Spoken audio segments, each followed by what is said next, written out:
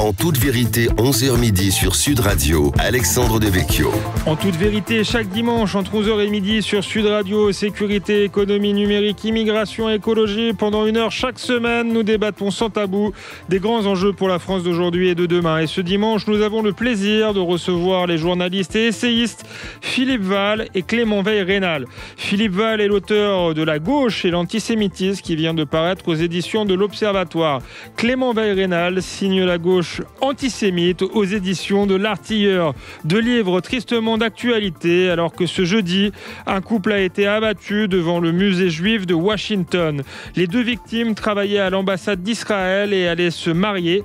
Le tueur, proche de l'extrême gauche, a crié Free Palestine juste après son meurtre. Depuis le 7 octobre, l'antisémitisme explose aux États-Unis, mais aussi en Europe et singulièrement en France, porté par l'islamisme et l'extrême gauche. Cet antisémitisme est-il une nouveauté ou vient-il de loin ? Peut-on critiquer Israël sans être taxé d'antisémitisme ? Faut-il vraiment confondre antisionisme et haine des Juifs ? L'antisémitisme de la gauche doit-il nous conduire à ignorer l'antisémitisme d'extrême droite ? La gauche universaliste a-t-elle encore un rôle à jouer ? Beaucoup de questions dans cette émission. Tout de suite, les réponses de Philippe Val et Clément Veil-Rénal en toute vérité. En toute vérité sur Sud Radio, Alexandre Devecchio. Clément Veil-Rénal, Philippe Val, bonjour. Bonjour à vous deux. Ravi d'être avec vous pour passer cette heure. Vous faites paraître tous deux un livre sur l'antisémitisme. 2 livres, oui. Enfin, un livre chacun, effectivement. Mais je vais citer les 2 livres, pas de panique, qui sont tous les 2 passionnants, mais qui se complètent. Et c'est donc c'était intéressant de vous avoir tous les 2 ce matin. La gauche et l'antisémitisme pour Philippe Val, c'est aux éditions de l'Observatoire, et La gauche antisémite. Une haine qui vient de loin. Une haine qui vient de loin, justement. Ce sera peut-être ma première question, du coup, et c'est, on le précise, aux éditions de l'Artilleur. Donc, comme vous avez lancé le débat, effectivement, on parle beaucoup de cet antisémitisme de gauche depuis le 7 octobre. Mais est-ce que le 7 octobre a été véritablement un tournant, ou c'est quelque chose de plus profond qui vient de très loin, et qui vient d'où, du coup ? Ah oui, le 7 octobre est certainement un catalyseur, mais cet antisémitisme d'une certaine gauche que certains croient découvrir, ou qui se demandent mais comment ça se fait que la gauche, qui a toujours été impeccable sur le problème juif, le devienne brusquement antisémite. Eh bien, effectivement, ça remonte beaucoup plus loin. Une certaine gauche a toujours été antisémite. C'est ce que j'essaye d'exposer dans mon ouvrage. Elle l'est aujourd'hui de manière un peu plus paroxystique. Elle s'est emparée de la question du conflit israélo-palestinien pour accabler Israël et pour dissimuler sa haine des Juifs derrière la cause palestinienne. Mais en fait, quand on remonte dans le temps, à différentes époques, je songe à la seconde intifada, je songe aux années 60, je songe même à l'immédiate après-guerre, quand la question palestinienne n'occupait pas le centre du conflit israélo-arabe, eh bien on s'aperçoit que une certaine gauche, une partie importante de la gauche, a toujours effectivement nourri et manifesté une hostilité violente à l'égard des Juifs, et ça remonte jusqu'aux origines. Il suffit de s'intéresser aux écrits non seulement de Karl Marx, mais également de l'ensemble des pères fondateurs du socialisme français. C'est par anticapitalisme ?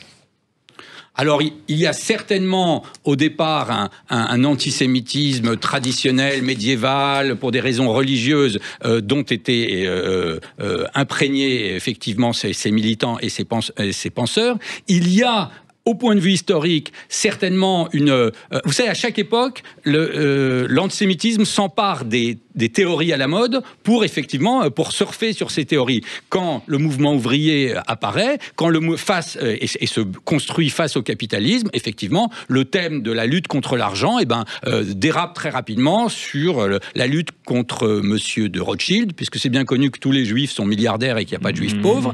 Et effectivement, il y a on attise facilement la haine de toute une partie de la population, les plus déshérités, en disant les juifs sont des spoliateurs. Mais pas uniquement historiquement, j'ai eu la surprise effectivement de découvrir que les théories le racisme biologique, par exemple, dont on pensait que c'était le nazisme qui en était à l'origine, eh bien, au milieu du 19e siècle, l'ensemble des théoriciens du socialisme français accusent, je cite, la race sémite de pervertir le prolétariat arien.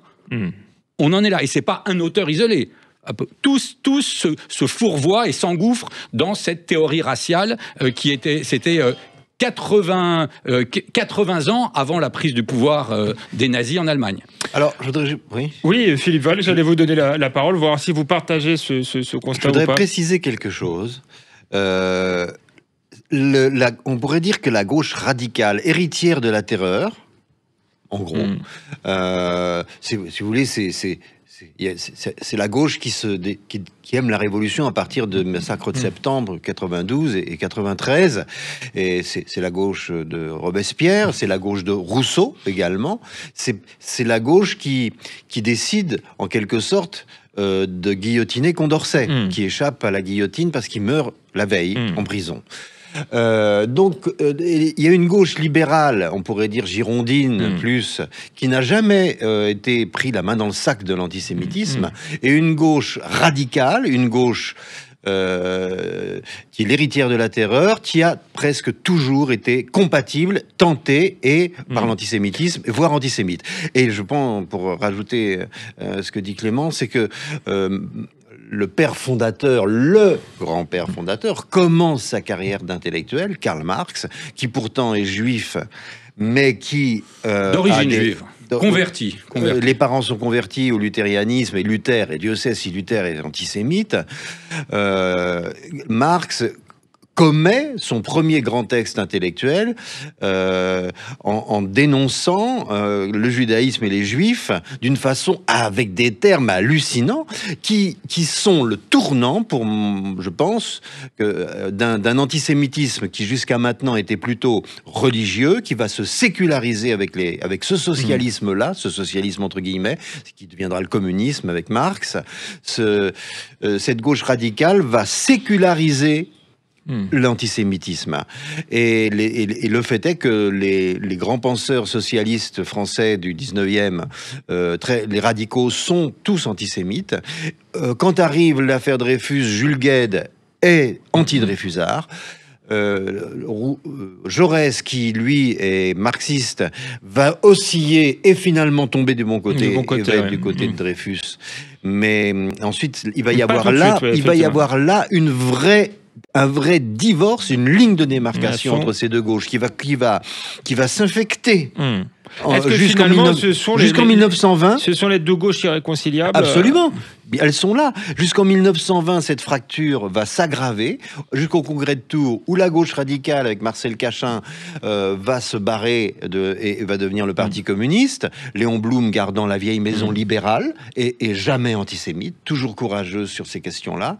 Il y a une deuxième scission à la fin des années 20, aux années 30, à gauche de la gauche, avec Doriot, qui crée le Parti populaire français, qui était un compagnon, qui était un ami de Lénine, Doriot. On a oublié ça. Et donc, qu'on va retrouver, lui, dans la collaboration, persécuteur des Juifs pendant la Seconde Guerre mondiale. Donc, ce qui est terrifiant, et là, je voudrais vraiment que nos auditeurs comprennent cette chose qui me tient, que j'ai envie de faire passer, si vous voulez, profondément, c'est qu'après la Seconde Guerre mondiale, l'antisémitisme continue. Il y a quelque chose qui va se produire, notamment le complot des blouses blanches, et les médecins juifs assassinés. C'est le premier pays où ressort un antisémitisme d'État, et les intellectuels français majoritaires, garants de la morale autour de Sartre, ferment leur gueule. Les partis communistes ferment sa gueule. Et ce que je veux dire, c'est qu'il y a un antisémitisme avant la Seconde Guerre mondiale, qui est coupable, parce qu'il a mené à la tragédie que l'on sait, c'est-à-dire l'extermination des Juifs d'Europe par les nazis. Et Et cet antisémitisme-là est coupable, mais celui de l'après-guerre, quand on sait où a conduit l'antisémitisme, il est encore plus coupable. L'antisémitisme aujourd'hui de LFI, par exemple, est un antisémitisme encore plus coupable, parce qu'il ne peut pas ne pas savoir où a conduit l'antisémitisme, à l'extermination des Juifs d'Europe, au plus grand des crimes contre l'humanité qui se soit jamais produit dans l'histoire de l'humanité, à notre connaissance. Donc, c'est infâme, c'est ignoble, et il faut le combattre tous les jours avec toutes nos forces. Clément Weill-Reynal, justement, sur cette double période qui est taboue, c'est-à-dire l'avant-guerre et l'après-guerre également, puisque vous expliquez dans votre livre, finalement, que les collaborationnistes de gauche s'en sortent beaucoup mieux que les collaborationnistes de droite et qui a tendance, finalement, à éluder leur collaboration, puisque c'est le moment où le Parti communiste est très fort après la guerre. Oui. Je résume peut-être un peu rapidement, mais vous allez nous en dire plus. Oui, et avant de répondre d'ailleurs à Philippe Wahl sur un ou deux points, mais en ce qui concerne effectivement, puisque vous me parlez des collaborationnistes de gauche après la guerre, alors en enquêtant pour écrire mon livre, j'ai moi-même découvert des pans de la vie d'une figure de la gauche, Hubert Beuve-Méry, le fondateur du Monde. Le fondateur du Monde, le journal phare de la pensée de gauche. À l'école.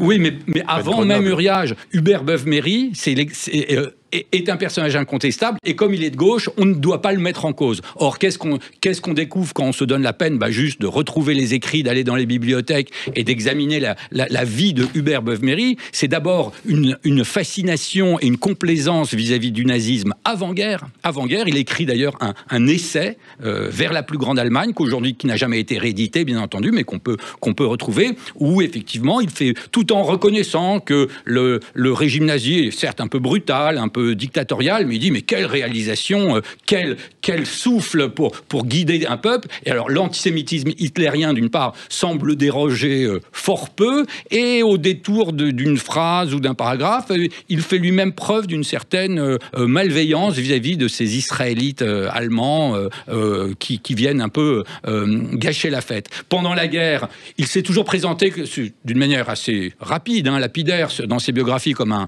un ancien résistant. C'est quand même, comme beaucoup, un résistant de la dernière heure ou de l'avant-dernière heure, quand tout est joué, à hiver-printemps 43. Et en fait, c'est un cadre. Hubert Beuve-Méry sera un cadre de Vichy, bien plus important d'ailleurs qu'un autre patron de presse, Robert Hersan, qu'on a accablé toute sa carrière parce qu'à 20 ans, il avait effectivement été pétainiste. Mais quand vous êtes à gauche, ce passage collaborationniste important et l'antisémitisme qui va avec, on met la poussière sous le tapis, on n'en parle pas, c'est un tabou. Et après-guerre, Hubert Beuve-Méry fait preuve de la même malveillance à l'égard et des Juifs, et tient donc et à l'égard d'Israël. Et je vous propose qu'on en parle après une courte pause, Clément Weill-Reynal. C'est la première pause dans cette émission, mais on a encore du temps pour discuter de tout ça, de ce tabou de l'antisémitisme à gauche qui nous poursuit jusqu'à aujourd'hui. On se retrouve après la pause avec Philippe Wahl et Clément Weill-Reynal en toute vérité.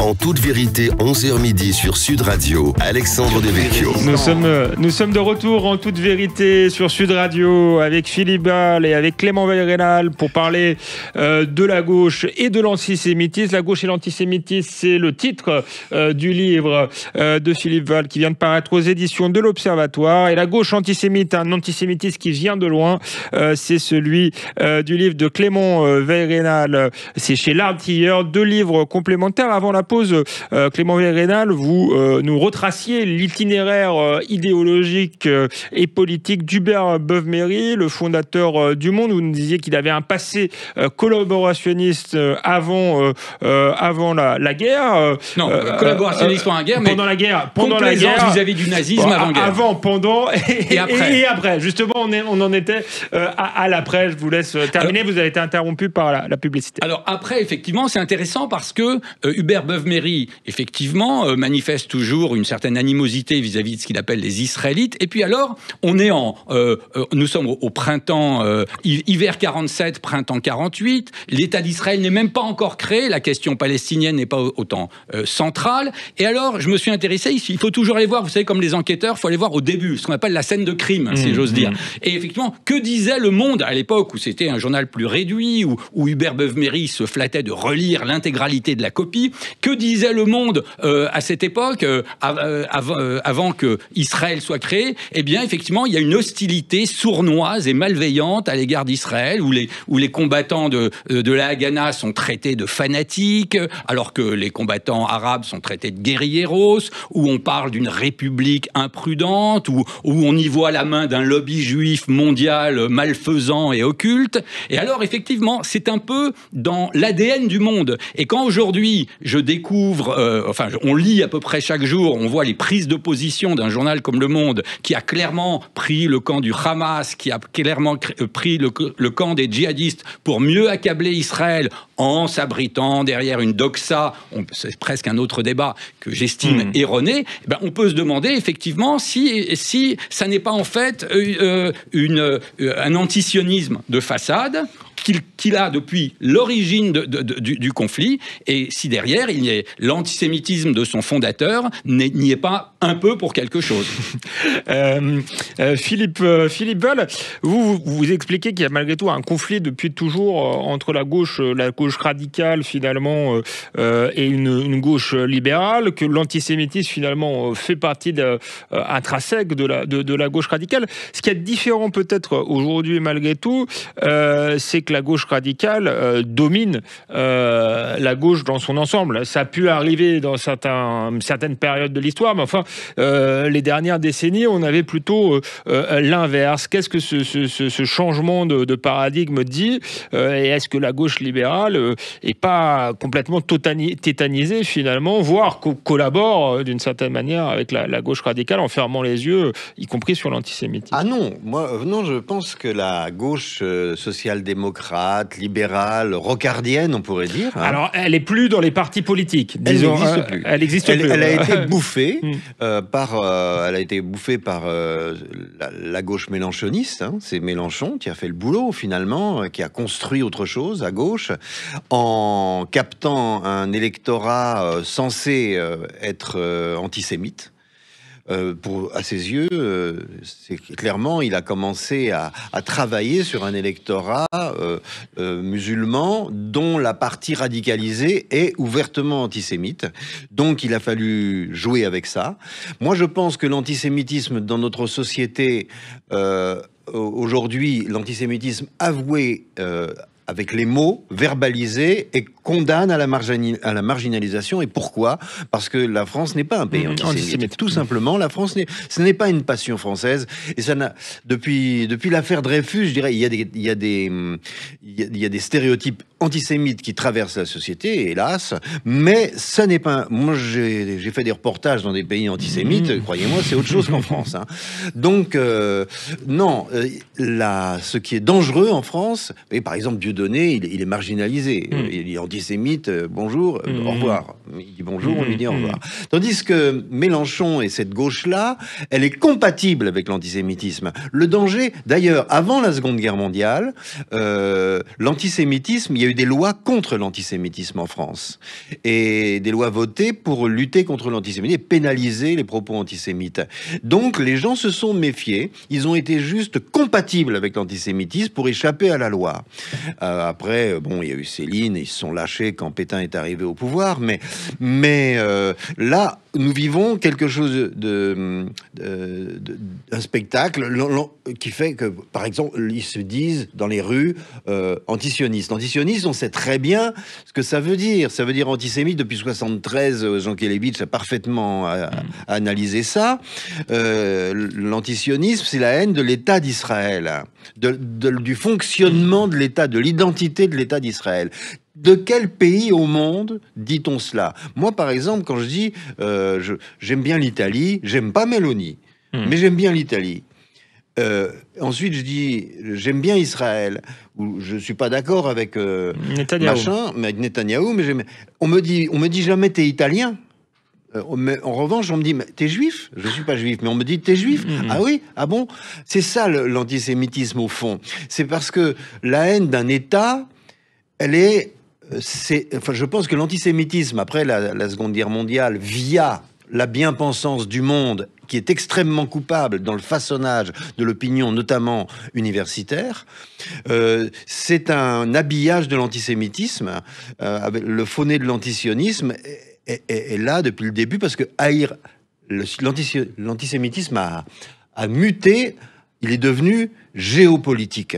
Voilà, il est devenu géopolitique. Avant, il a été religieux, il a été sécularisé par l'extrême droite et par l'extrême gauche au 19e siècle et au début du 20e.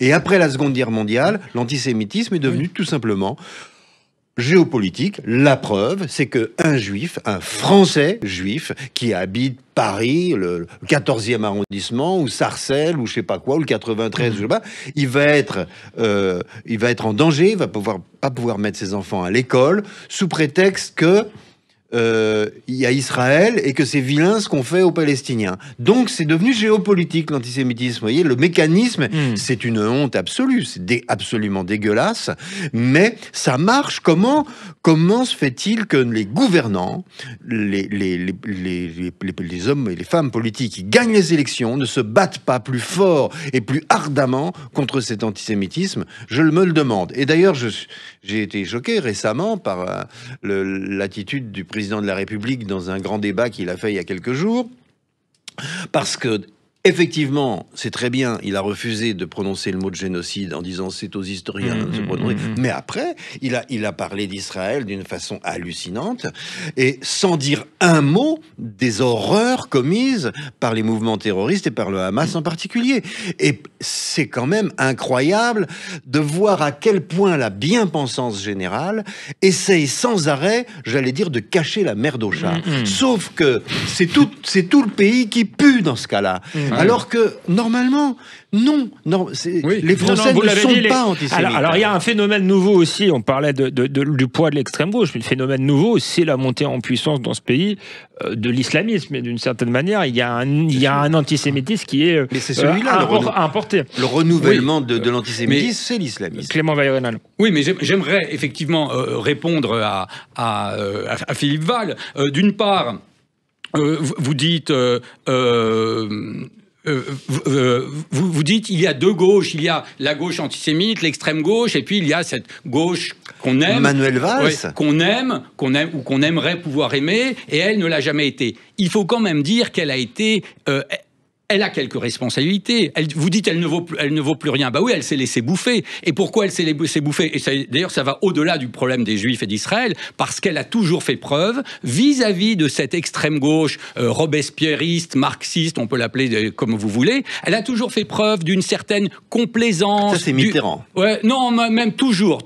Moi, je me rappelle le petit adolescent que j'étais quand j'écoutais les débats électoraux depuis des décennies, et ça continue aujourd'hui. Il y a toujours eu un complexe d'infériorité de cette gauche social-démocrate qui a toujours considéré qu'il y avait à l'extrême gauche une sorte de pureté originelle, de pureté révolutionnaire. Et d'ailleurs, ça se traduit sur le plan électoral. À chaque second tour, la droite républicaine est honnie chaque fois qu'elle est... Disons qu'il n'y a jamais eu de cordon sanitaire à gauche. Voilà, il n'y a pas de cordon sanitaire. Il n'y a pas eu de cordon sanitaire. La droite républicaine, est bien entendu, est interdite de passer le moindre accord électoral avec ce qu'il est convenu d'appeler l'extrême droite, mais depuis des lustres, depuis des décennies, à chaque échéance électorale, cette gauche social-démocrate, entre deux tours, trouve un accord, on se réconcilie, embrassons-nous Folleville, et effectivement, on souscrit aussi idéologiquement à tous les mots d'ordre de cette extrême gauche, notamment sur la question de l'antisionisme, du soutien à l'islamisme et de l'antisémitisme. Un exemple, regardez encore cette semaine, la couverture et toutes les pages dans le Nouvel Observateur, l'hebdomadaire de la gauche, de l'intelligentsia de gauche. C'est l'hebdomadaire de plus personne maintenant. Oui, mais enfin, ils font leur une sur Gaza, ce qui est tout à fait légitime.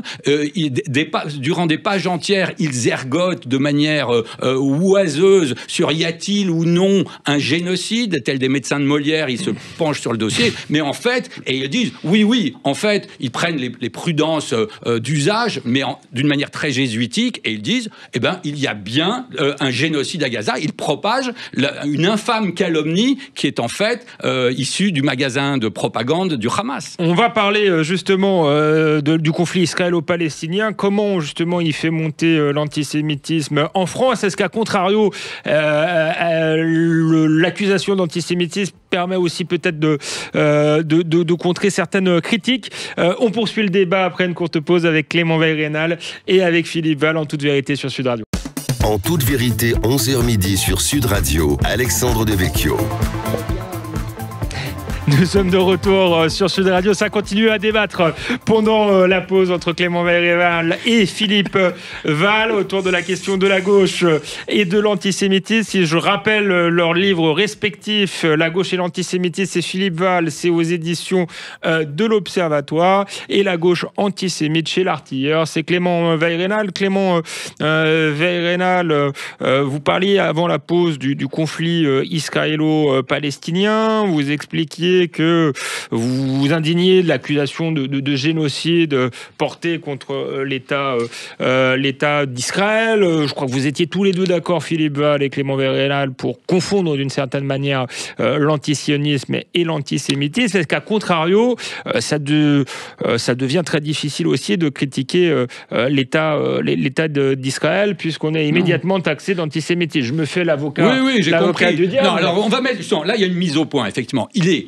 légitime dans une démocratie comme la France de critiquer, même de manière erronée, ça s'appelle de la politique, ou même avec mauvaise foi. Vous avez le droit de critiquer la politique d'un pays, quand bien même vous auriez tort, et tous les contempteurs de l'État d'Israël ne sont pas antisémites. Voilà. Il y a même des juifs qui sont contempteurs de l'État d'Israël. Voilà. On peut détester Poutine et lire Tchekhov. Voilà. Mais disent mais c'est dès qu'on évoque l'antisémitisme, ils disent mais c'est odieux, vous instrumentalisez la thématique de l'antisémitisme pour interdire toute critique de l'État d'Israël. Si tel était le cas, je serais le premier à dire que le procédé est effectivement odieux. Mais en fait, et c'est ce que je me suis attaché à démontrer, à exposer tout simplement dans mon livre, c'est que quand vous lisez effectivement les tribunes, les éditoriaux, les enquêtes, les reportages, les déclarations d'un certain nombre d'hommes politiques qui accablent Israël, vous apercevez d'abord qu'il y a quand même une sorte de répétition obsessionnelle, d'obsession d'Israël. On accable, Israël est quand même accablé plus souvent qu'à son tour. Je crois que d'ailleurs c'est rappelé d'ailleurs dans le livre de Philippe Val que je me suis donné la peine de lire, effectivement, qui dit bien, il y a de nombreux conflits territoriaux, il y a des guerres ethniques bien plus meurtrières, mais ça, là, ces défenseurs de la cause palestinienne ne s'intéressent qu'à la cause palestinienne. Un musulman n'est vraiment victime que s'il est victime des juifs. Voilà. Sinon, on s'en fout. Voilà. Mais en plus... on a une indifférence hallucinante. J'ai lu récemment une enquête sur les camps de concentration dans lesquels crèvent les Ouïghours. Tout le monde s'en tape. Voilà. Mais... Et je termine ma démonstration, mais on s'aperçoit que dans cette obsession israélienne, en fait, il suffit de lire ce qui se publie dans les pages du Monde, sur certaines radios, je songe notamment à France Inter, ou dans l'Humanité. En fait, il y a une obsession anti-israélienne qui dérape d'elle-même très vite sur les Juifs. Je cite l'affaire Edgar Morin, qui en 2002 a publié une tribune d'un antisémitisme violent. Il l'avait co-signé avec la future académicienne Danielle Salnave et un homme politique qu'on a oublié, qu'on a perdu en route, je crois, Sami Nahir, où on dit les Juifs, on ne s'attaque pas au gouvernement israélien, on ne s'attaque pas aux soldats de Tzahal, on ne s'attaque pas à une partie de la population israélienne. Edgar Morin écrit noir sur blanc, les Juifs font preuve d'une terrible inhumanité, les Juifs démontrent toute leur cruauté. L'affaire Morin, donc, qui a fait beaucoup de bruit, que certains ont oublié, montre une forme de l'antisémitisme de gauche. Il y a eu aussi les fameux messages qui avaient été... je crois que Philippe Val connaît l'affaire, puisque vous étiez déjà à France Inter, je crois, les fameux messages diffusés lors d'une émission de Mermet, de Daniel Mermet, j'oubliais son prénom, sur l'antenne de France Inter, où de la même manière, on s'en prenait aux Juifs de France, on les accablait, j'allais dire, de tous les péchés d'Israël, et il y avait toute une doxa, toute une propagande qui visait effectivement à s'en prendre aux Juifs. Plus que cela encore, alors on peut dire qu'il y a, enfin en gros, si vous voulez, il y a 4 ou 5 millions d'Israéliens, il y a 10 millions de Juifs à travers le monde, dans une planète où il y a 7 milliards d'habitants et des guerres un peu partout, il y a quand même une obsession juive, quoi. Il y a quand même, parce qu'il y a une obsession juive, c'est hallucinant. Et les gens disent n'importe quoi. C'est une passion. Et je discutais avec des politiques en Suisse récemment, et j'étais avec un journaliste, Peter Rothenbühler, un très bon journaliste suisse, et nous deux, on se disait, mais écoutez, vous êtes sûr de ce que vous dites. Vous employez des mots hallucinants. Nous, on essaye de savoir, on doute quand on a des sources israéliennes, des sources palestiniennes, on essaye de recouper. Vous croyez ce que vous avez envie de croire. Et s'il y a bien un conflit dans le monde où les gens croient ce qu'ils ont envie de croire, c'est le conflit israélo-palestinien. Est-ce qu'il n'y a pas aussi une haine de l'Occident pour l'Occident lui-même? C'est ce que c'est pas aussi une haine de soi, puisque alors là, parce qu'effectivement, c'est une démocratie occidentale. C'est l'Europe. C'est un pays européen d'ailleurs, et concours de l'Eurovision. Et ça fait des polémiques, mais évidemment que les Juifs, traditionnellement, qui sont les fondateurs avec les Grecs de la pensée grecque et la pensée juive fondent l'Europe, puisque la Bible, les évangiles, le christianisme, Platon, Héraclite, tout ça, Aristote, tout ça, ça va finir par faire Shakespeare, Mozart, Goethe, Freud, Montaigne, et bon, tout ça. Bon, c'est l'Europe. L'Europe est fabriquée par cet alliage judéo-grec. Donc, l'antisémitisme n'est pas un racisme comme les autres. L'antisémitisme est une idéologie. Ça n'est pas un racisme, c'est une idéologie qui est la haine de l'Europe. Les plus grands haïsseurs de l'Europe, si on peut dire, Européens eux-mêmes, sont des gens comme Hitler, ou qui avaient une haine absolument épidermique de l'identité européenne, de cette identité judéo-grecque. Et voilà, ça n'est traiter l'antisémitisme comme un racisme, c'est déjà une immonde hypocrisie, puisque il faut critiquer une idéologie suicidaire. Pour l'Europe, l'antisémitisme est suicidaire. C'est la haine de soi radicale, d'une certaine façon. Mais les gens le savent-ils? De la même façon que l'islam radical n'a jamais perdu de vue l'idéal de conquérir l'Europe pour mettre à bas toutes les valeurs de raison, des valeurs et d'humanisme, il faut bien le dire, de l'Europe.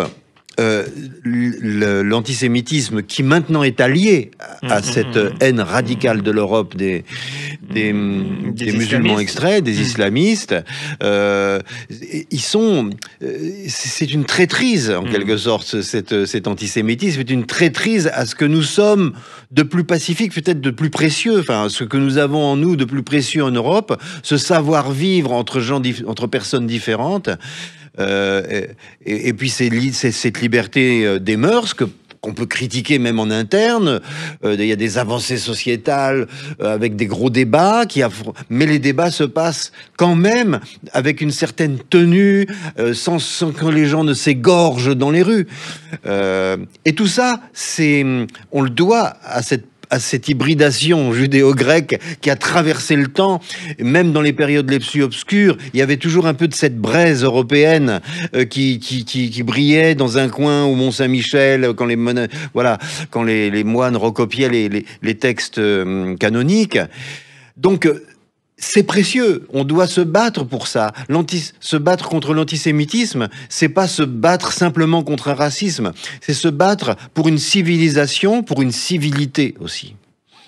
Clément Weirenal, Philippe Val et vous-même l'avez bien montré.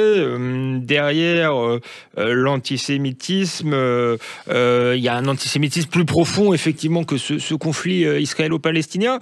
Pour ce qui est de l'antisémitisme européen, mais on voit bien qu'il y a aussi un antisémitisme islamiste. Les deux font d'ailleurs alliance, et on a beaucoup tendance à dire que cet antisémitisme islamiste est aussi le fruit de ce conflit israélo-palestinien. Or, quand on observe l'histoire, il est bien plus lointain, et la haine des Juifs, mais pas seulement, de toutes les minorités dans cette partie-là du monde, avait commencé bien avant ce conflit.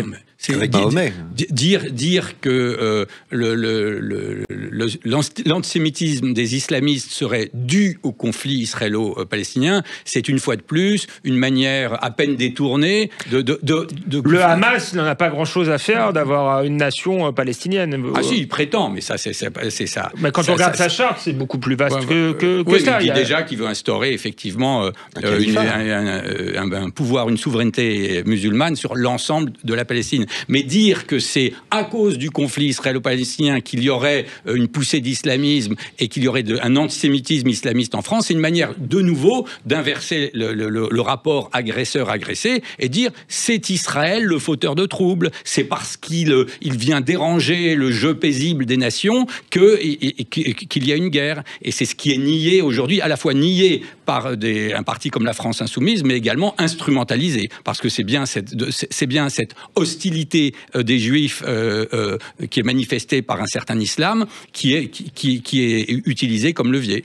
Puis là on touche à quelque chose de sensible, on touche au texte canonique. Et alors là, il faut se méfier de ce qu'on dit, parce que tout cela est très électrique. Mais on ne peut pas trouver de texte canonique juif aujourd'hui des textes ayant autorité qui expriment l'intention d'exterminer qui que ce soit ou de nuire à qui que ce soit. Tandis que, étant donné la façon dont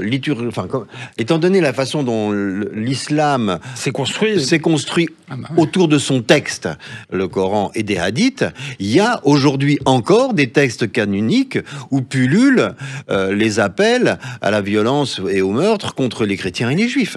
Donc on est dans quelque chose... On écrit toujours quelque chose d'hostile par rapport... à celui qui vous a précédé. Vous disiez qu'il n'y a aucun écrit hostile dans les écrits juifs contre les musulmans et les chrétiens, et pour cause, il y en avait pas. Le christianisme et l'islam arrivent des siècles après. Non, mais ce que je veux dire, c'est que le commentaire dans notre civilisation prime sur le texte littéral, prime sur la loi, ce qui n'est pas vrai. Il n'y a pas d'interprétation possible, effectivement, dans l'islam. C'est un texte incréé, le Coran, mais on arrête le débat, je dirais, théologique pour le moment, et on se retrouve pour la dernière partie de l'émission avec Philippe Val et Clément Vérénal en toute vérité sur Sud Radio. À tout de suite. En toute vérité, 11h midi sur Sud Radio, Alexandre Devecchio. Nous sommes de retour sur Sud Radio avec Philippe Val et Clément Vérénal, auteurs chacun d'un livre consacré à l'antisémitisme et la gauche. On a parlé effectivement de cet antisémitisme qui vient de loin, Clément Vérénal, mais est-ce que finalement il n'y a pas aussi une part de politique politicienne dans l'antisémitisme de la France Insoumise, ou du moins de Jean-Luc Mélenchon? Est-ce qu'il n'y a pas tout simplement une forme d'opportunisme? Il cherche une clientèle électorale dont il suppose qu'elle serait antisémite.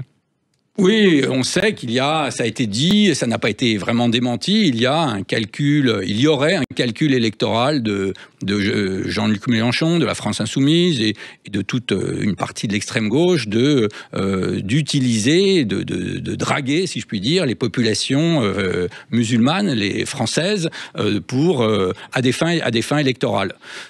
Maintenant, je me suis, dans mon livre, un peu intéressé au personnage de Mélenchon. On s'aperçoit quand même que ça n'est pas que ça. Ça n'est pas qu'une stratégie électorale totalement détachée des passions de l'individu.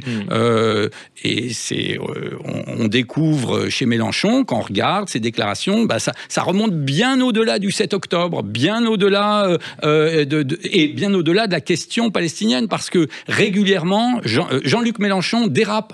Il en revient toujours aux Juifs. Il revient toujours aux Juifs. Un jour, son parti s'appelait pas encore la France Insoumise, ça s'appelait le Parti de gauche. Il y avait un congrès, c'était le congrès annuel du Parti de gauche. On était en pleine crise financière en Europe. Il y avait un plan pour essayer de sauver, mais de manière un peu douloureuse, l'économie chypriote. Vous voyez, ça nous éloigne quand même de beaucoup d'Israël.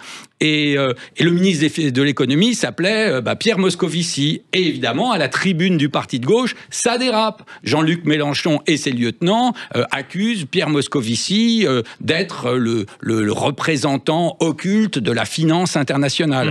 Évidemment, on va dire... On n'a pas dit juif. Jean-Luc Mélenchon dit mais j'ai jamais attaqué le judaïsme de Pierre Moscovici. J'ai juste dit qu'il a été le représentant de la finance internationale. Vous voyez, c'est toujours l'allusion.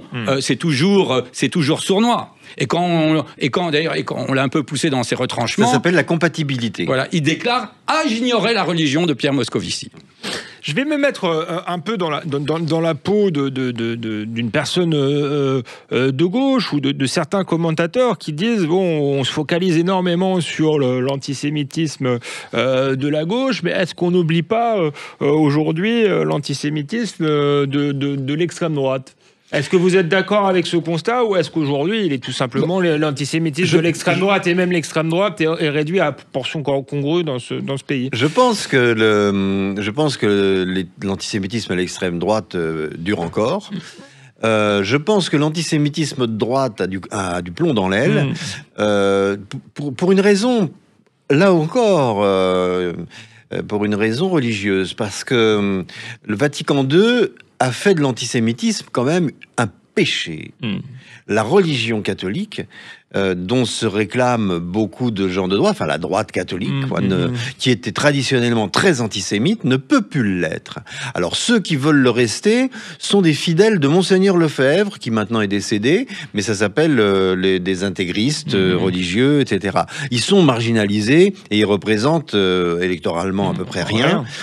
Donc, il y a quelque chose qui s'est passé avec Vatican II qui est très important. Ce que je trouve hallucinant, c'est que cet antisémitisme de gauche qui, lorsque la période l'a permis, s'est exprimé à peu près librement, comme antisémitisme, c'est-à-dire avant-guerre, pendant la guerre, après la guerre un peu moins librement, mais c'est quand même exprimé.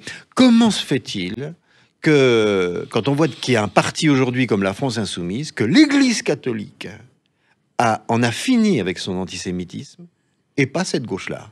C'est quand même dingue, quand on y pense.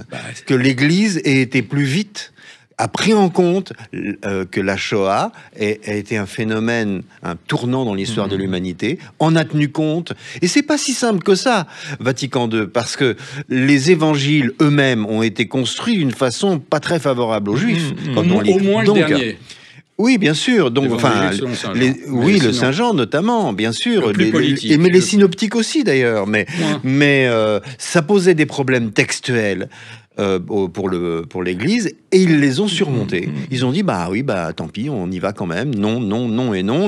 Ce ne sont pas les assassins du Christ, ce n'est pas un peuple déicide. C'était formidable. Mine de rien, ça a été très important.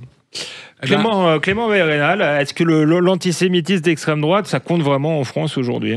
Oui, vous me dites, là on focalise pas trop sur la gauche. D'abord, l'objet de mon livre, c'était effectivement de dire, écoutez, ça fait 40 ans qu'on nous dit, attention à l'extrême droite, à la droite française, elle est fasciste, elle est nazie, elle est donc antisémite.